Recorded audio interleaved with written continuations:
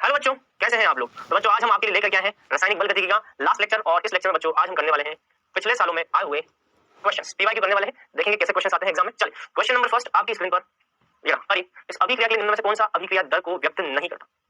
अभिक्रिया के दर को कौन व्यक्त नहीं करता। डीसी बटा डीटी, लेकिन यहाँ पे माइनस है। उत्पाद के लिए हमेशा प्लस आता है, ये व्यक्त नहीं करता। डीबी बटा डीटी, डीबी बटा डीटी माइनस क्रियाकार के लिए माइनस आता है, व्यक्त करेगा। डीडी बटा डीटी उत्पाद है प्लस आता है, व्यक्त करेगा। माइनस क्रियाकारक के लिए माइनस रस समीकरण गुणांक जो 2 है उसका नीचे भाग व्यक्त करेगा। आंसर आ जाएगा फर्स्ट, ये गलत है, ये व्यक्त नहीं करेगा। चल अगला क्वेश्चन नंबर 2, इसको देखो। N2+3H2 2NH3 अभिक्रिया के लिए DNH3/dt और DH2/dt इनके मध्य संबंध क्या है। चलो कैसे करेंगे देखो। अच्छा मुझे एक बात बताओ, अभिक्रिया की दर लिखते हो, अभिक्रिया की दर जब लिखते हो तो DH2/D3 यहाँ पे 3 लिखोगे, 3 है तो यहाँ 3 आ जाएगा। माइनस का माइनस आएगा, क्यों क्रियाकारक है। अमोनिया, अमोनिया क्रिया के लिखते हो 2 लिखते हो, उत्पाद है, उत्पाद के प्लस आता है। बस अब इन दोनों के आधार पर देखो कौन सही है। इसका मतलब DNH3/dt, DNH3/dt इस 2 का गुना यहाँ करना, 2/3 आना चाहिए, लेकिन यहाँ पे 1/3 गलत है। DNH3/dt ये 2 का गुना यहाँ करना, 2/3 होना चाहिए, 2/3 माइनस भी है, ये वाला करेक्ट है। 3/2 नहीं, 2/3 होना चाहिए। आंसर क्या आ जाएगा, आंसर सेकंड। कितना जल्दी आंसर आया बताओ, कितना जल्दी आया। क्वेश्चन नंबर 2 इजी क्वेश्चन आते हैं। क्वेश्चन नंबर 3 ये देखो, दो भिन्न अभिक्रियाओं के लिए K1 और K2 के मान क्रमशः ये देखें। K1 K2 के मान देखें। अगर K1 बराबर K2 है तो तापमान कितना होगा। इनमें से कौन सा ऑप्शन तापमान के लिए सही है। सर थोड़ा सा टाइम हमको भी करने के लिए दे दो। चलो उनको थोड़ा टाइम दे दिया मैंने करने। चलो K1 बराबर K2 अगर है तापमान क्या होगा।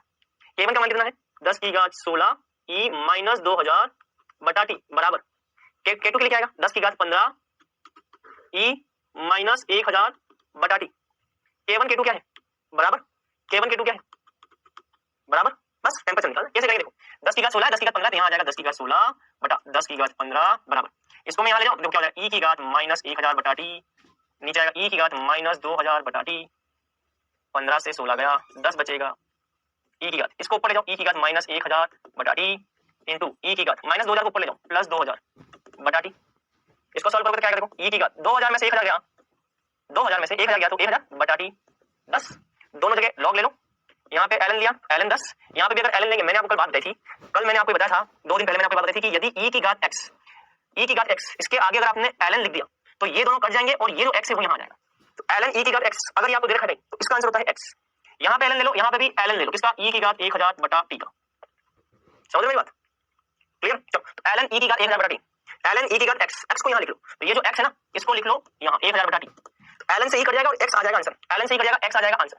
ln 10 ये क्या रखा है ln 10, ln 10। अब मैंने आपको रखा है कि ln 10 को हम क्या लिख सकते हैं 2.303 log 10, तो इसके लिए मैं लिख सकता हूँ 2.303 log 10 1000 बटा t।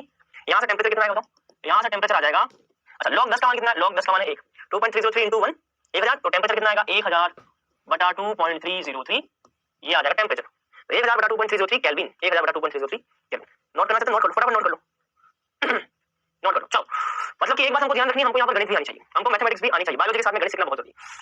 Question 4 N2+3H2 gives 2NH3 अभिक्रिया के लिए यदि इसका मान कितना दे रखा है तो इसका मान कितना होगा। चलो तो हम इस अभिक्रिया के लिए अभिक्रिया की दर बराबर क्या लिख सकते हैं देखो, माइनस DH2 बटा dt, क्या दे रखा है इसके आगे 3, यहाँ दे रखा 3 बराबर अमोनिया, अमोनिया के लिए क्या आएगा प्लस DNH3 बटा dt, ये आ जाएगा 2, यहाँ आ जाएगा 2, ठीक है। चल DNH3 बटा dt इसका मान है 2 इंटू 10 की पावर माइनस 4, इसका मान है 2 इंटू 10 की पावर माइनस 4, तो यहाँ से आएगा माइनस DH2 बटा dt, इस 3 का गुणा करना यहाँ 3 बटा 2, DNH बटा dt ये कितना है 2 इंटू 10 की घात माइनस 4, 2 से 2 गया 3 इंटू 10 की घात माइनस 4 H2 बटा dt मोलर प्रति सेकंड, मोल प्रति लीटर सेकंड तो मोल प्रति लीटर सेकंड, 3 इंटू 10 की घात माइनस 4, आंसर आ जाएगा सेकंड आंसर आ जाएगा। इस तरीके से क्वेश्चन आपको करना है। क्वेश्चन इजी देखो, एक इक्वेशन रखी उसमें वैल्यू रखो आंसर आ जाएगा। 2 से 3 स्टेप का क्वेश्चन है, पहली इक्वेशन, दूसरा वैल्यू पुट करो और तीसरा कैलकुलेट करो आंसर। क्वेश्चन नंबर 5 अभिक्रिया A प्लस B उत्पाद के लिए यह अपेक्षित किया गया है कि A की प्रारंभिक सांद्रता दुगुना करने पर अभिक्रिया की दर दुगुनी हो जाती है, बहुत बढ़िया, तथा A और B दोनों की प्रारंभिक सांद्रता दुगुना करने पर अभिक्रिया की दर 8 गुना हो जाती है। तो अभिक्रिया को किस दर व्यंजक से प्रदर्शित कर सकते हैं, सोचिए और बताइए। क्वेश्चन करने की स्पीड अच्छी होनी चाहिए, जिस स्पीड से मैं क्वेश्चन कर रहा हूं उसी स्पीड से आपको भी क्वेश्चन करना है। क्या बोला देखो, A की प्रारंभिक सांद्रता को दुगुना करने पर अभिक्रिया की दर दुगुनी हो जाती है, मतलब कि इसको दुगुना करोगे तो ये दुगुना होगा, तो R1 समानुपाती ये और R2 इसको दुगुना किया तो ये भी पहले का दुगुना हो जाएगा, इसको दुगुना करने पर ये दुगुना कम होगा, जब A पे घात आ जाएगी 1 आ जाएगी, बात समझिए। तो जब भी A की सांद्रता पे घात 1 आएगी तो ये अभिक्रिया क्या हो जाएगी, अभिक्रिया की दर दुगुनी हो जाएगी। तो अभिक्रिया की दर दुगनी कब हो सकती है? एक ही सांद्रता को दुगना करने पर अभिक्रिया की दर दुगनी कब होगी? जब इस पे घात क्या आ जाएगी, इस पे घात 1 आ जाएगी। इस पे घात 1 लिखूंगा तो ये दुगना होगा। इस पे घात अगर मैं 2 लिखता हूं तो 2 × 2 4, ये 4 हो जाएगा। समझ में आई बात? तो यहां पर 1 आएगा, तो r बराबर के a पे घात आ जाएगी 1। ठीक है, चलो अब बात करते हैं b की। a तथा b दोनों की प्रारंभिक सांद्रता को दुगना करने पर अभिक्रिया की दर 8 गुना बढ़ जाती है। तो देखो r बराबर, अब क्या लिखेंगे, देखो a तथा b दोनों की सांद्रता को दुगना करने पर अभिक्रिया की दर 8 गुना होती है। तो a पे घात कितनी आएगी? a पे घात 1 और b पे घात कितनी आएगी? सोचो, मुझे इसको 8 गुना करना है, इसको 2 गुना करने पर ये 2 गुना हो गया, इसको 2 गुना करने पर ये 2 गुना हो गया, मुझे करना है इसको 8 गुना, 2 गुना करने पर ये 2 गुना। तो अगर मैं इसको भी 2 गुना कर दूं तो ये 8 गुना कब होगा? जब इस पे घात 2 आ जाएगी। देखो इसको 2 गुना किया, 2 गुना 2 पे घात 1, 2 पे घात 1 का आंसर 2 इनटू 2 पे घात 2, 2 पे घात 2, 2 × 2 4, 4 × 2 ये कितना हो गया? ये 8r हो जाएगा।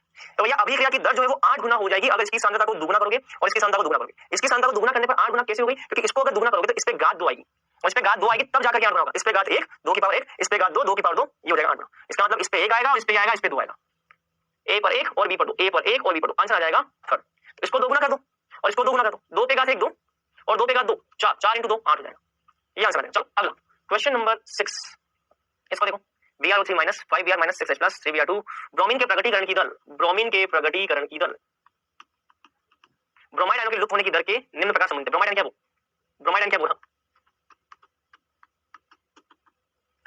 तो ब्रोमाइड आयनों के लुप्त होने की दर के किस प्रकार संबंधित? चलो तो ब्रोमाइड आयनों के लिए क्या लिखेंगे? यहाँ पे 5 लिखोगे, 5 लिखोगे। अच्छा, और ब्रोमीन के लिए क्या लिखेंगे? ब्रोमीन के लिए यहाँ पे 3 लिखेंगे। अभी क्या लिखेंगे? इस 3 का गुणा मैं यहाँ कर दूं तो क्या बच गया? 3Br बटा dt। इस 3 का गुणा यहाँ कर दो तो क्या हो गया? -3/5 dBr बटा dt, 3/5 dBr - dt, 3/5 dBr - dt, 3/5 dBr, लेकिन यहाँ पे माइनस भी है, यहाँ पे माइनस भी होना चाहिए, ये आ जाएगा सेकंड। ठीक है, चलो इजी है ना। क्वेश्चन नंबर 7, प्रथम कोटि की अभिक्रिया का अर्ध आयुकाल कितना है? प्रथम कोटि की अभिक्रिया का अर्ध आयुकाल होता है 0.693 बटा k। अर्ध आयुकाल देखा, 10 स्थिरांक याद करना है, क्वेश्चन पूरा नहीं हो गया। 10 स्थिरांक k क्या होगा ये बताना। तो भाई यहाँ पे k क्या आ जाएगा? k बराबर 0.693 t हाफ, t हाफ बराबर कितना है? 1386 सेकंड। ठीक है, इसको सॉल्व करो, देखो क्या आ रहा है? 0.693 बटा 1386, ये मेरे ख्याल से ऑलमोस्ट 2 टाइम्स, अगर 2 टाइम है तो ये आ जाएगा 0.5 इंटू 10 की घात -3, 0.5 इंटू 10 की घात, आंसर आ जाएगा 4 आ जाएगा आंसर। बहुत इजी क्वेश्चन है, तो आप देख रहे हो क्वेश्चन आसान है नहीं? मुझे ये बताओ कि हमने जो पढ़ा उसी में से आ रहा है, क्वेश्चन आसान है। क्वेश्चन नंबर 7 के बाद क्वेश्चन नंबर 8, 2NOCl अभिक्रिया की दर निम्नलिखित समीकरण द्वारा प्रस्तुत की गई, इसके दर स्थिरांक को कैसे बढ़ाया जा सकता है? ये जो दर स्थिरांक है, ये रहा दर स्थिरांक, इस दर स्थिरांक को हम किस तरीके से बढ़ा सकते हैं? इसके दर स्थिरांक को हम कैसे बढ़ा सकते हैं? ध्यान रखना बेटा, दर स्थिरांक जो है वो एक स्थिरांक है, दर स्थिरांक जो है वो सांद्रता बदलने पर नहीं बदलता। अभिक्रिया की दर जो है वो सांद्रता बदलने पर बदल जाती है, लेकिन दर स्थिरांक सांद्रता बदलने पर नहीं बदलता, सांद्रता पर नहीं बदलता, हाँ तापमान पर बदल जाता है। आगे समीकरण बताइए ना, टेम्परेचर बदलेगा तो k का मान बदल जाएगा, बढ़ेगा घटेगा, है ना, बढ़ जाएगा, तो तापमान बदलने पर थर्ड आ जाएगा। ठीक है, चलो क्वेश्चन नंबर 9, एक ऊष्माशोषी अभिक्रिया के लिए सक्रिय ऊर्जा दे रखी है, डेल्टा H अभिक्रिया की एंथैल्पी है, E का न्यूनतम मान क्या होगा? 0 के बराबर, डेल्टा H से कम, डेल्टा H के बराबर, डेल्टा H से अधिक। एक ऊष्माशोषी अभिक्रिया के लिए सक्रिय ऊर्जा दे रखा है, ऊष्माशोषी अभिक्रिया, ऊष्माशोषी अभिक्रिया के ग्राफ के साथ है, कोई बताए मुझे? ऊष्माशोषी अभिक्रिया का मतलब क्या है? ऊष्माशोषी अभिक्रिया का मतलब है डेल्टा H पॉजिटिव, मतलब कि Hp उत्पाद की एंथैल्पी क्रियाकारक की एंथैल्पी से ज्यादा। ग्राफ ऐसा आएगा ऊष्माशोषी के लिए, ये है आपका डेल्टा H और ये है आपका अगर अभिक्रिया की सक्रिय ऊर्जा। तो ये जो सक्रिय ऊर्जा है वो ये रहा, और डेल्टा H जो है वो ये और ये, इन दोनों के बीच में आता है डेल्टा H। तो भैया एक्टिवेशन एनर्जी, सक्रिय ऊर्जा का मान जो डेल्टा H से ज्यादा होगा, सक्रिय ऊर्जा का मान डेल्टा H से ज्यादा, तो डेल्टा H छोटा है और E बड़ा है, E का मान डेल्टा H से ज्यादा होगा, 4 आ जाएगा। इस तरीके से आप क्वेश्चन कर सकते हो। चलो क्वेश्चन नंबर 9 के बाद क्वेश्चन नंबर 10, उपरोक्त प्रथम कोटि की अभिक्रिया के दर नियतांक का मान है यदि P0 क्रियाकारक का प्रारंभिक दाब और PT T समय पर अभिक्रिया मिश्रण का दाब है। तो हमें क्या ज्ञात करना है? हमें दर नियतांक K ज्ञात करना है। चलिए तो A gives 2B plus C। ठीक है, कैसे करेंगे इसको? देखो तो क्रियाकारक का प्रारंभिक दाब क्या है? P0। क्रियाकारक का प्रारंभिक दाब है T बराबर 0 पर, प्रारंभिक दाब कितना है? P0 0 0, शुरुआत में से करो। अच्छा, T समय पर दाब कितना है? मान लो T समय पर इसके P0 में से P' उत्पाद में चलेगा, तो P0 का P' अगर उत्पाद में चला जाए तो ये हो जाएगा 2P'। इसके P0 में से P' अगर उत्पाद में चले गए तो यहाँ पे 2 लिखा हुआ है, तो 2 के कारण यहाँ पे क्या आ जाएगा? 2 आ जाएगा, 2P' हो जाएगा। P0 में से P' अगर उत्पाद में चला गया तो इसमें कितना बचेगा? P0 minus P'। मेरे पास 5 रुपए है, 5 रुपए में से मैंने 2 रुपए किसी को दे दी, तो मेरे पास कितने बचेंगे? 5 माइनस 2। 5 रुपए में से 2 रुपए इसने किसी को दे दी, तो इसके पास कितने बचेंगे? 5 माइनस 2। शुरुआत में इसके पास 5 थे, 5 में से 2 रुपए किसी को दे दी, तो अब यहाँ पे कितने बचेंगे? 5 माइनस 2। तो P0 में से P' इसने यहाँ पे दे दिया, यहाँ पे कितना बचेगा? P0 माइनस P', ये कितना आएगा? 2P'। क्यों? क्योंकि P' तो इसका है, आगे गुणा 2 है, तो 2P'। अच्छा, ये क्या है? ये सॉलिड है, ठोस का हम दाब नहीं देखते, सॉलिड का हम दाब नहीं देखते, दाब हमेशा हम किसका देखते हैं? गैस का। जो गैस अवस्था में है उसी के दाब की बात करते हैं, सॉलिड अवस्था के दाब की बात हम नहीं करते। चलो तो हम क्या देखा है? क्रियाकारक का प्रारंभिक दाब और PT मिश्रण का, है ना, PT जो है वो T समय पर मिश्रण का दाब है। चलो मिश्रण का कुल दाब कितना हो गया? चलो मिश्रण का दाब कितना हो गया? इसका मतलब मिश्रण का दाब हो गया, मिश्रण का कुल दाब PT कितना हो गया? P naught minus P dash plus 2 P dash. P dash से ये जाएगा, यहाँ पे पी डैश बचेगा, पीटी बराबर हो जाएगा P note plus P dash. P dash यहाँ पे जाएगा पीटी माइनस पी नोट, ये आ गया पी डैश। क्लियर? चलिए पी डैश की जगह हम यहाँ पे रखेंगे, बताओ इसका मतलब टी समय पर ए का दाब, टी समय पर ए का दाब कितना देखो, P naught minus P dash, P naught minus P dash कितना, PT minus P naught, PT minus P naught, यहाँ से कितना हो जाएगा, यहाँ से हो जाएगा 2 P naught minus PT, 2 P naught minus PT. ठीक है, चलो तो अब दर स्थान क्या होता है, प्रथम कोटि की अभिक्रिया के लिए दर स्थान होता है केटी बराबर 2.303 लॉग ए नोट बटा एटी, प्रारंभिक दाब टी समय पर दाब, यहाँ पे आ जाएगा केटी बराबर 2.303 इंटू लॉग ए नोट। प्रारंभिक दाब कितना है, प्रारंभिक दाब है टी बराबर 0 पर कितना, पी नोट बटा टी समय पर इसका दाब कितना है, टी समय पर ए का दाब कितना है, 2 P naught minus PT, 2 P naught minus PT. बस तो ये वाला आंसर क्या देखा, देख लो ये आंसर क्या देखा है, ये वाला आंसर केटी 2.303 लॉग पी नोट अपन 2 पी नोट माइनस पीटी। अच्छा इसको आप ऐसा भी लिख सकते हो, देखो इस वाले समीकरण को आप ऐसा लिख सकते हो, के बराबर 1 बटा टी 2.303 लॉग पी नोट बटा 2 पी नोट माइनस पीटी। इस समीकरण को आप ऐसे भी लिख सकते हो, ये जो टी है इस टी को अगर मैं नीचे ले जाऊं 2.303 बटा टी लॉग पी नोट बटा 2 पी नोट माइनस पीटी। अच्छा अगर मैं 2.303 को हटाऊंगा ना, अगर मैं इसको एलएन में बदलना चाहूं तो 2.303 को हटाना पड़ेगा, जैसे मैं यहाँ पे एलएन लिखूंगा तो ये हट जाएगा, यहाँ से लॉग एलएन बदल जाएगा पी नोट बटा 2 पी नोट माइनस पीटी, ये हो जाएगा आंसर। कहां देखा, देख लो 2 पी नोट माइनस पीटी, ये आंसर आ जाएगा। ठीक है चलिए, तो ये सारी बातें बेटा मैं फिर से रिपीट करता हूं, फिर से रिपीट करता हूं। हमारे पास समीकरण ये है, ये सॉलिड है, ये गैस है, ये गैस है। दाब हमेशा गैस अवस्था का होता है, सॉलिड का हम दाब मेजर नहीं करते। अगर इसका शुरुआती दाब पी नोट है, शुरुआत में इसका 0 से आ जाएगा, और टी समय बाद इसका पी नोट में से पी डैश जो है वो उत्पाद बदल जाएगा, पी नोट में से पी डैश गया तो यहाँ पे बचेगा P naught minus P dash, ये आ जाएगा पी डैश, इसके आगे आ जाएगा 2 पी डैश। ये हमको दे रखा है क्वेश्चन के अंदर। अब हमको ज्ञात क्या करना है, हमको क्वेश्चन में ज्ञात करना है दर स्थान के का मान ज्ञात करना है प्रथम कोटि की अभिक्रिया के लिए। चलिए तो अब कैसे करेंगे, मिश्रण का दाब जो है पीटी, टी समय पर मिश्रण का कुल दाब कितना, मिश्रण मतलब पूरा पूरे का कुल दाब कितना, P naught minus P dash, P naught minus P dash plus 2 P dash, plus 2 P dash. इसको सॉल्व करोगे तो पीटी बराबर आ जाएगा, यहाँ से पी डैश में निकालूंगा, पी डैश बराबर आ जाएगी। इसका मतलब ये जो समीकरण है इसमें प्रारंभिक दाब जो है, क्रियाकार का प्रारंभिक दाब पी नोट तुमको पता है, पी नोट लिया गया, और टी समय पर क्रियाकार का दाब कितना होगा, P naught minus P dash, तो P naught minus P dash, P naught minus P dash, P dash की जगह मैंने ये लिख दिया P naught minus PT minus P naught, ये आ जाएगा। इसको मैंने टी समय पर ए का दाब जो है 2 पी नोट माइनस पीटी, इसको मैंने यहाँ रख दिया, बस इससे मेरा आंसर यहाँ पे ये बन जाएगा। इसमें मैंने लॉग को हटा करके एलएन लिखा, इस समीकरण में ऐसा भी लिख सकता हूँ, आंसर आ जाएगा ये। इस तरीके से हम क्वेश्चन कर सकते हैं, मतलब कि आपको ये बात समझ में आ गई कि हमको गणित भी आनी चाहिए, हमको मैथमेटिक्स भी आनी चाहिए। अगर हमको बायोलॉजी के साथ में मैथ्स नहीं आती तो हम केमिस्ट्री को नहीं सीख सकते। ठीक है चलो क्वेश्चन नंबर 11, किसी अभिक्रिया की कोटि के लिए निम्नलिखित कथनों में से कौन सा कथन गलत है, ये बताओ। अभिक्रिया की कोटि केवल प्रयोग करके ज्ञात की जा सकती है, अभिक्रिया की कोटि अभिकर्मकों के स्टोइकियोमेट्रिक गुणांक से प्रभावित नहीं होती, अभिक्रिया की कोटि अभिक्रिया वेग को दर्शन प्रयुक्त अभिकारकों के साधारण राशियों के घातों के योग के बराबर होती है, अभिक्रिया की कोटि हमेशा पूर्ण संख्या होती है, हमेशा पूर्ण संख्या। कौन सा कथन गलत है भाई, ये तो सही है, कोटि हमेशा प्रयोग से ज्ञात होगी, अभिकर्मकों के रस समीकरण में गुणांक पर भी निर्भर नहीं करती, ये भी सही है, बहुत बढ़िया। वेग में दर्शन वाले अभिकारकों के साधारण राशियों के घातों के योग के बराबर, ये भी सही, घातों के बराबर होती है, योग के बराबर पूर्ण संख्या होती है हमेशा, ये गलत, ये गलत है। आंसर आ जाएगा 4, आंसर क्या आ जाएगा 4। क्वेश्चन नंबर 12, शून्य कोटि की अभिक्रिया के लिए दर नियतांक की इकाई है, शून्य कोटि की अभिक्रिया के लिए दर नियतांक की इकाई क्या है। तो यार आपको ये बात तो समझ में आ गई होगी, क्वेश्चन टफ नहीं आता, हमारी अगर प्रैक्टिस अच्छी है, हमको थ्योरी याद है तो हमसे क्वेश्चन हो जाएंगे। शून्य कोटि की अभिक्रिया के लिए दर नियतांक की इकाई क्या है,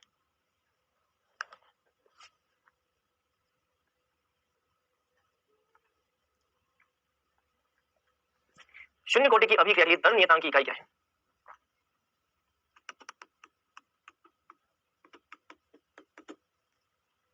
किसी n कोटि की अभिक्रिया के लिए दर नियतांक ज्ञात करने का फॉर्मूला ये होता है, n कोटि की अभिक्रिया के लिए दर नियतांक ज्ञात करने का फॉर्मूला ये होता है। मान लो कोई अभिक्रिया शून्य कोटि की है,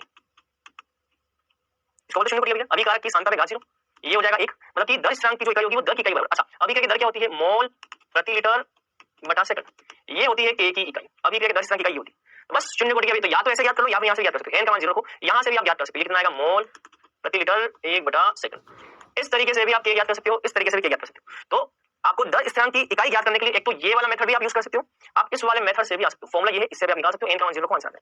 देख लो मोल प्रति लीटर सेकंड कहां देखा है, मोल प्रति लीटर सेकंड, ये भी आप कर सकते हो। क्लियर, चलो अगला क्वेश्चन, क्वेश्चन नंबर 13, एक एंजाइम उत्प्रेरित प्रथम कोटि की अभिक्रिया के अंदर पदार्थ की अर्ध आयु 138 सेकंड है, प्रारंभिक सांद्रता 1.28 मिलीग्राम प्रति लीटर से 0.04 मिलीग्राम प्रति लीटर होने में लगने वाला समय कितना होगा, ये बताना है। प्रथम कोटि की अभिक्रिया में पदार्थ की अर्ध आयु दे रखी है, सांद्रता यहां से वहां जाने में कितना समय लगेगा। ठीक है देखिए समय टी, प्रथम कोटि की अभिक्रिया टी ज्ञात करना है। यार इसके दो मेथड हैं, दोनों में से कोई भी मेथड आप इस्तेमाल कर सकते हैं, मैं आपको दो मेथड बताऊंगा। ठीक है एक क्वेश्चन को करने के एक से ज्यादा मेथड हो सकते हैं, तो इस क्वेश्चन को आप कितने तरीके से कर सकते हैं वो मैं आपको भी बताने वाला हूं। तो देखो एक तो तरीका ये समय ज्ञात करना है, समय ज्ञात करने का फॉर्मूला होता है 2.303 बटा के लॉग ए नोट बटा एटी। ठीक है अब आपको करना क्या है, यदि आपको के मिल जाए तो आपको देखो आपका प्रश्न में ए नोट दे रखा है, आपका प्रश्न में एटी दे रखा है, आपको प्रश्न में एनोड दे रखा है, आपको प्रश्न में एटी दे रखा है, आपको प्रश्न में के नहीं दे रखा। देखो के नहीं दिया, के कहां से आएगा, के आ जाएगा 0.693 बटा टी हाफ। अर्ध आयुकाल आपको दे रखा है, टी हाफ आपको दे रखा है। टी हाफ जैसे रखोगे यहाँ से किया जाएगा, के का मान यहाँ रखो, उससे टी आ जाएगा। तो एक तो मेथड ये वाला कि आप वैल्यू पुट करो, आंसर लाओ, लॉग की वैल्यू आपको बतानी चाहिए, सारी बातें। तो इसमें आपको टाइम ज्यादा लग सकता है। एक दूसरा मेथड, ये फर्स्ट मेथड, एक तो मेथड ये भैया, एनोड का मान कितना है, एनोड का मान है, इसका मान है 1.28 मिलीग्राम प्रति लीटर, एटी का मान कितना है 0.04 मिलीग्राम प्रति लीटर। 138 यहाँ पे रख दो आप, 138, के का मान 0.693 बटा 138, के का मान यहाँ रख दो, ये वाला टी आ। एक मेथड, सेकंड मेथड, एक मेथड बेटा जो कि मुझे सही लगता है आसान है, उसमें ज्यादा कैलकुलेशन की जरूरत नहीं। देखो किसी भी प्रथम कोटि की अभिक्रिया के लिए अर्ध आयुकाल जो होता है वो प्रारंभिक सांद्रता की घात 0 के समानुपाती, मतलब कि प्रारंभिक सांद्रता पर अर्ध आयुकाल निर्भर नहीं करता। किसी भी प्रथम कोटि की अभिक्रिया के लिए प्रारंभिक सांद्रता पर अर्ध आयुकाल निर्भर नहीं करता। प्रारंभिक सांद्रता शुरुआत में अगर 10 है तो अर्ध आयुकाल मान लो 10 मिनट है, वही रहेगा। अगर मान लो आपने सांद्रता 5 मोल प्रति लीटर भी कर दी तब भी अर्ध आयुकाल वही रहेगा। सांद्रता आपने 50 मोल प्रति लीटर कर दी तब भी अर्ध आयुकाल वही रहेगा। सांद्रता आपने कुछ भी कर दी, प्रथम कोटि की अभिक्रिया के सांद्रता में आप परिवर्तन कुछ भी कर दो, अर्ध आयुकाल हमेशा समान रहेगा। बात क्लियर। जैसे कि प्रारंभिक सांद्रता क्या देखो 1.28, अगर मैं इसका आधा करता हूं, इसका आधा कितना होता है 0.64, इसका आधा करने में अर्ध आयुकाल कितना है 138 सेकंड, 138 सेकंड। प्रारंभिक सांद्रता उतनी है तब भी अर्ध आयुकाल कितना रहेगा, प्रारंभिक सांद्रता इतनी है तब भी अर्ध आयुकाल इतना ही रहेगा, इसमें इसका आधा 0.32। प्रारंभिक सांद्रता इतनी है तब भी इसका अर्ध आयुकाल इतना ही रहेगा, इसका आधा 0.16। प्रारंभिक सांद्रता इतनी है तब भी अर्ध आयुकाल इतना ही रहेगा, इस अर्ध आयुकाल में इसका आधा 0.08। प्रारंभिक सांद्रता इतनी है तब भी अर्ध आयुकाल 138 सेकंड ही रहेगा। मतलब कि यहां से लेकर के यहां जाने में टोटल कितना समय लग रहा है 138 138 138 138 138। जोड़ दो सबको, कितना आ रहा है देख लो, 138 प्लस 138 प्लस 138 प्लस 138 प्लस 138, तो 1.28 से 0.04 आने में कितना समय लगा, इतना समय लगा। अब मुझे बताओ यहाँ पे आप वैल्यू रखोगे, लॉग का मान निकालोगे, सॉल्व करोगे, बहुत टाइम लगेगा। ये मेथड अच्छा है या ये मेथड अच्छा है? देखो ये मेथड ज्यादा अच्छा है। कितना देख लो, कितनी बार 1 2 3 4 5 बार तो है 500 690 आ जाएगा, आंसर पूरा है। इस तरीके से आप क्वेश्चन को कर सकते हो। बस तो यहाँ पे 38 × 5 भी करूंगा, बस तो आंसर आ जाएगा। ये क्वेश्चन को करने का तरीका तो फर्स्ट मेथड और सेकंड मेथड, देख लो आपको कौन सा मेथड अच्छा लगता है। अगला क्वेश्चन, क्वेश्चन नंबर 14, किसी शून्य कोटि की अभिक्रिया में प्रत्येक 10 डिग्री सेल्सियस ताप वृद्धि करने पर वेग दोगुना हो जाता है। यदि तापमान 10 डिग्री सेल्सियस से 100 डिग्री सेल्सियस कर दिया जाए तो अभिक्रिया का वेग कितना हो जाएगा। 10 डिग्री सेल्सियस से 100 डिग्री सेल्सियस कर दिया जाए, 10 डिग्री सेल्सियस से 100 डिग्री सेल्सियस, तो 100 में से अगर 10 गया तो तापमान में अंतर कितना 90 डिग्री, कितना है 90 डिग्री। अच्छा 10 डिग्री सेल्सियस ताप बढ़ाने पर दोगुनी की वृद्धि होती है, फिर इसका दोगुना, फिर 4 का दोगुना, 2 का दोगुना 4, 4 का दोगुना 8, 8 का दोगुना 16, 16 का दोगुना 32, 32 का दोगुना 64, 64 का दोगुना 128, 128 का दोगुना 2 कितना है 264, 128 का कितना होगा 254, माफ करना 65 256, और इसका दोगुना 256 का दोगुना 512, आंसर आ जाएगा 512। 10 डिग्री से 100 डिग्री तक जाने में कितना आपको 10 डिग्री सेल्सियस से 100 डिग्री सेल्सियस जाने में अभिक्रिया का वेग कितना हो जाएगा 512 गुना हो जाएगा। तो ये आंसर आ जाएगा 512। इस तरह से हम क्वेश्चन कर सकते हैं। क्लियर 100%। चलो नोट कर लो इसको। अब आते हैं अगले क्वेश्चन पे, question number 15। a plus B ये देता है उत्पाद, अभिक्रिया में यदि b की सांद्रता दुगुनी कर दी जाए दर दुगुना होगा। a की सांद्रता दुगुनी करने पर दर दुगुना, इसका मतलब ये इसके समानुपाती, a की सांद्रता को दुगुना करने पर दर दुगुना होने का मतलब है r जो वो a के समानुपाती। अगर r a के समानुपाती तो इसको दुगुना करोगे तो ये दुगुना हो जाएगा, r जो वो a की घात 1 के समानुपाती, तो यहाँ तो ये आ गया। और दूसरा अच्छा क्वेश्चन रिपीट हुआ, मुझे लगता है क्वेश्चन दूसरी बार आ गया। और दर 8 गुणा में बढ़ जाएगी जब दोनों की सांद्रता को दुगुना कर देना है। a की सांद्रता को दुगुना करें तो दुगुना आ ही रहा है, लेकिन b की सांद्रता को अगर मैं दुगुना करूं तो 8 गुना हो जाएगा। दो को a को दुगुना करने पर दुगुना और इसको दुगुना करने पर 8 गुना कब होगा, तो यहां से दुगुना 2 में 4 गुना कर दो, 4 का गुना करने के लिए इस पे घात 2, 2 × 2 4, 2 गुना 4, तो 4 ये भैया 1 आ जाएगा, ये हम कर चुके क्वेश्चन। ठीक है, तो ये क्वेश्चन हम कर चुके, मतलब कि क्वेश्चन शायद 2 बार आ चुके, 2012 में ये क्वेश्चन पहले भी आ चुका है। इसका मतलब देखो 2012 में आया और कहां है क्वेश्चन 2009 में, सेम का सेम क्वेश्चन 2 बार आ गया। इसका मतलब ये हुआ कि अगर हम पिछले सालों के क्वेश्चन कर लें तो ये तो तय हो गया कि भैया किसी ना किसी चैप्टर से एक क्वेश्चन तो ऐसा होगा जो रिपीट हो जाए। इसका मतलब क्या हुआ कि मेरे पास केमिस्ट्री में कुल 36 चैप्टर है या 30 चैप्टर है या 35 चैप्टर है। अगर इन चैप्टर का हर चैप्टर का अगर मैं पीवाईक्यू लगा केवल पीवाईक्यू कर लूं तो एक बात तो है किसी ना किसी चैप्टर का कोई ना कोई पीवाईक्यू फिर से रिपीट होगा। तो चलो इसका मतलब भैया पीवाईक्यू हमको अच्छे से लगाना है। क्वेश्चन नंबर 16, दो विभिन्न तापों T1 T2 पर अभिक्रिया की सक्रिय ऊर्जा ये है, दर नीयतांक K1 K2 किस प्रकार संबंधित है। ये तो यार सीधा कर लोगे, बताइए क्या आंसर आएगा।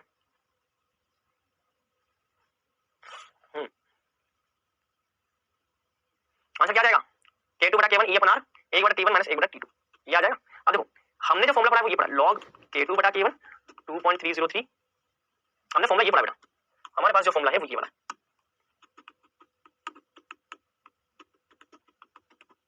हमने ये फॉर्मूला पढ़ा है, अगर मैं 2.303 का गुणा कर दूं तो क्या हो जाएगा, देखो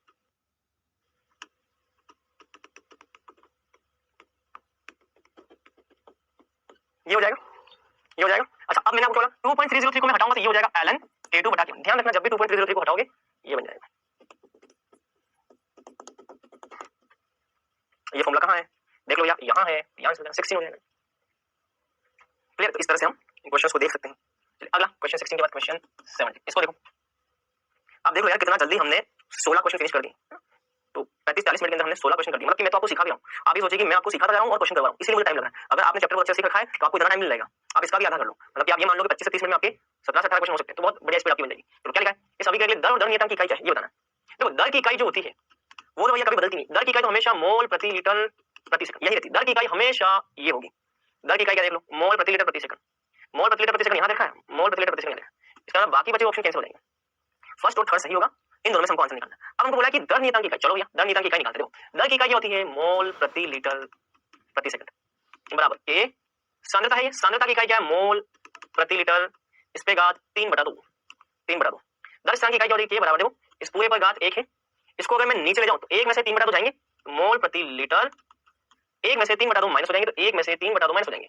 यहाँ पे क्या दे रखा है सेकंड, कितना आ जाएगा देखो, ये आ जाएगा मोल प्रति लीटर माइनस 1/2 इंटू 1/सेकंड। अब ये कहाँ दे रखा है ये देख लेते हैं, इन दोनों में से कौन से ऑप्शन में देखा है मोल प्रति लीटर। तो मोल -1, या फिर आप ये भी कर सकते हो 1 में से 1/2 को माइनस करोगे तब भी -1/2। ठीक है भैया, तो ये आपका आ गया। ठीक है 1 में से, ये ध्यान रखना, मोल -1 मोल 1/2 पे माइनस लीटर इनवर्स और सेकंड इनवर्स। ये अच्छा ये तो ठीक है, ये तो पहले का आंसर देखा। ठीक है ठीक है ठीक है, इसको देखना हमको, ये वाला ये तो दर का आंसर देखा, हमें इसको देखना या तो ये या फिर चलो। तो मोल -1/2 लीटर ऊपर जाएगा तो +1/2, तो ये आंसर आ जाएगा फर्स्ट। तो मोल पे -1/2 दे रखा है, आंसर फर्स्ट, ये आंसर आ जाएगा। ठीक है, तो ये 17 है आपका। क्वेश्चन नंबर 18 क्या देखा देखो, टी हाफ व 1/1/2 के बीच में ग्राफ सीधी रेखा प्राप्त होता है। तो अभिक्रिया की कोटि क्या होगी, देखो टी हाफ जो है अभिक्रिया की सांद्रता के कैसे है, इस तरीके से संबंधित है। टी हाफ 1/1/n-1 से ऐसा संबंधित है। n का मान मैं क्या रखूं, जिससे कि यहाँ पे 2 आए। हमारा क्वेश्चन ये है कि n का मान हम क्या रखें कि a पे घात 2 आ जाए। अगर मैं n का मान 3 रखता हूं, n का मान यदि मैं 3 रखता हूं तो 3 माइनस a, 3 माइनस कितना कर दो तो ये क्या आ जाएगा, ये आ जाएगा। इन दोनों के बीच में जो ग्राफ आएगा वो कैसा आएगा, सीधी रेखा आएगा। तो इसके और इसके बीच में सीधी रेखा आएगा। हाँ अगर प्रश्न होता इसके और इसके बीच में ग्राफ कैसा आएगा तो सीधी रेखा नहीं आएगा, इसके और इसके बीच में ग्राफ सीधी रेखा आएगा। तो कोटि क्या होगी, n का मान हो जाएगा 3, n का मान 3 रखोगे तो कोटि की अभिक्रिया 4, ये आंसर हो जाएगा। चलो क्वेश्चन 19 पे आते हैं। निम्नलिखित में से किस ग्राफ के ढलान से अभिक्रिया की सक्रिय ऊर्जा को निर्धारित किया जा सकता है। हम किसके द्वारा अभिक्रिया की सक्रिय ऊर्जा को निर्धारित कर सकते हैं। मैंने आपको इसका एक तरीका बताया था, लॉग लगा दो ln a माइनस EA/RT। अगर ln k को मैं y अक्ष पे रख दूं और ये 1/t इसको मैं x अक्ष पे रख दूं, इसको y अक्ष पे इसको x अक्ष पे रख दूं, तो मुझे ये जो ढाल है इस ढाल से मुझे क्या प्राप्त होगा, ढाल कितना है -EA/r। इससे मुझे सक्रिय ऊर्जा मिल जाएगी ना, इससे हमको मिल जाएगी क्या, सक्रिय ऊर्जा। तो भैया ln k versus 1/t, ln k 1/t के बीच में ग्राफ देखोगे तो ये ढाल से आपको सक्रिय ऊर्जा मिल जाएगी। सेकंड आंसर आ जाएगा, क्या आ जाएगा सेकंड आंसर। 19 के बाद क्वेश्चन 20 ये करिए। जैसे अभिक्रिया में अभिक्रिया की प्रारंभिक सांद्रता को दुगुना कर दिया जाए तो अभिक्रिया का अर्ध आयुकाल प्रभावित नहीं होता। अभिक्रिया की कोटि क्या होगी, मतलब कि आप सांद्रता को बदल दो अर्ध आयुकाल पे कोई फर्क नहीं पड़ता। तो ऐसी अभिक्रिया कौन सी, प्रथम द्वितीय शून्य से अधिक लेकिन प्रथम से कम शून्य, बताइए। आसान क्वेश्चन है। मैंने आपको बता रखा है अर्ध आयुकाल प्रारंभिक सांद्रता की घात 0 के समानुपाती होता है, इस पर निर्भर नहीं करता, प्रारंभिक सांद्रता पर निर्भर नहीं करता।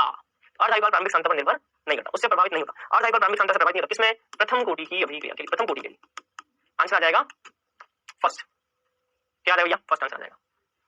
चलिए और आज का ये लास्ट क्वेश्चन आपकी स्क्रीन पर, तो हमने ऑलमोस्ट 20 क्वेश्चन कर लिए हैं बस। तो इतना अगर आपने प्रैक्टिस लगा दिया है पिछले सालों के अंदर तो आपके लिए अब कोई भी चीज बाकी नहीं रहेगी। ए बी के लिए वेग स्थिरांक दे रखा है, ये ए की सांद्रता आपको दे रखी है शुरुआत में ए नोट दे रखा है 5 मोल 20 मिनट, मतलब कि t समय पर बी की सांद्रता एटी कितना होगा, मतलब कि बी की सांद्रता कितनी होगी ये बताना है।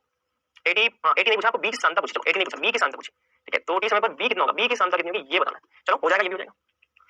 पहले तो हमको ये पता लगाना होगा कि किस कोटि की अभिक्रिया के लिए ये क्वेश्चन पूछा गया। जिस कोटि की अभिक्रिया के लिए क्वेश्चन पूछा जाएगा उसी का समाकलित वेग समीकरण लगा दो, उसी के हिसाब से आंसर दे दो। देखो वेग स्थिरांक जो है वो ये देखा है, वेग स्थिरांक की इकाई जो है ना, ये इकाई मुझे बताएगी कौन सी कोटि की अभिक्रिया, शून्य कोटि की, प्रथम कोटि की, तीसरी कोटि। तो आपको बताया यदि एक इकाई मोल प्रति लीटर सेकंड हो, कैपिटल एम का मतलब होता है बेटा मोल प्रति लीटर, मोल प्रति लीटर सेकंड, मोल प्रति लीटर सेकंड कौन सी अभिक्रिया है, शून्य कोटि। कौन सी, शून्य कोटि, शून्य कोटि की अभिक्रिया है। शून्य कोटि की अभिक्रिया के लिए समाकलित वेग समीकरण क्या होता है, AT बराबर A note minus KT, AT बराबर A नोट माइनस KT। चलो A नोट कितना देखा है 5, सॉरी A नोट कितना, मैंने 5 लिखा, A नोट यहाँ पे 5 माइनस K कितना है, K कितना है 0.6 इंटू 10 की घात -3 इंटू समय कितना T 20 मिनट। अब एक बात ध्यान रखना, ये सेकंड में है ये मिनट में है, मिनट को सेकंड में बदलना पड़ेगा, तो 20 मिनट का 60 में गुणा कर दो 60 में, तो यहाँ से कितना आ गया, तो ये AT बराबर आ जाएगा 5 माइनस 10, 10 30 हो गया, कितना आ गया 6 इंटू 10 की घात -3 इंटू 120 आ गया 12 72 720, तो AT बराबर 5 माइनस 720 इंटू -6। ठीक है, तो ये कितना आ गया देख लो, तो ये आ जाएगा 5 में से 720 गया 0.720 गया, 5 में से 0.720 गया तो कितना आ गया, ये आ जाएगा आपका 4.280 मोल प्रति लीटर।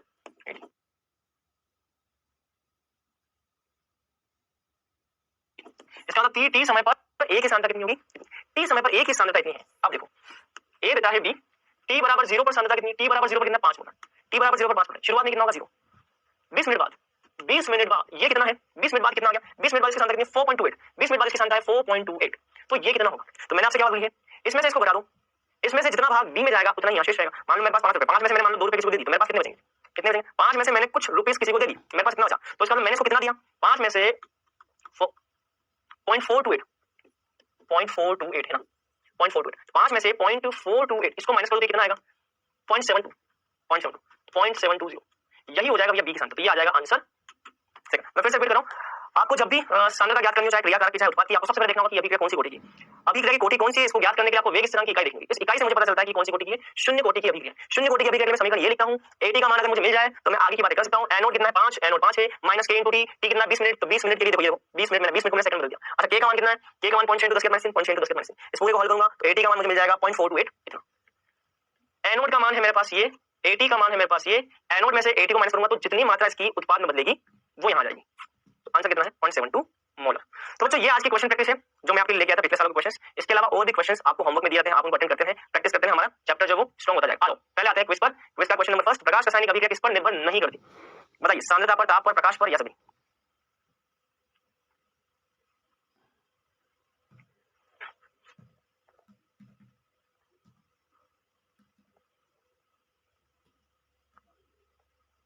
चलिए दूसरा क्वेश्चन, किसी भी रासायनिक अभिक्रिया के पूर्ण होने के लिए आवश्यक है, अगर कोई रासायनिक अभिक्रिया पूर्ण होना चाहिए तो उसके क्या जरूरी है? क्रियाकारी अणुओं में टक्कर होना, प्रभावी टक्कर होना, किसी भी अभिविन्यास में क्रियाकारी अणुओं का टकराना, या कोई नहीं?